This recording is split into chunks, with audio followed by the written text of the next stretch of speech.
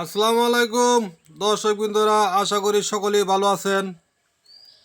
আমি নতুন, আমাকে সকলে চিনবেন না।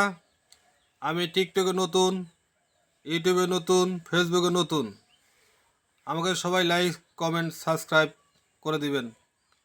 আমি ফ্রিজের উপরে কিছু কথা বলতেছি যাতে কারেন্ট বিল কম আসে। ছোট ফ্রিজের বিল আসে 600 টাকা, মধ্যম ফ্রিজের বিল আসে 700 টাকা, সবচেয়ে বড় ফ্রিজের বিল আসে 800 টাকা।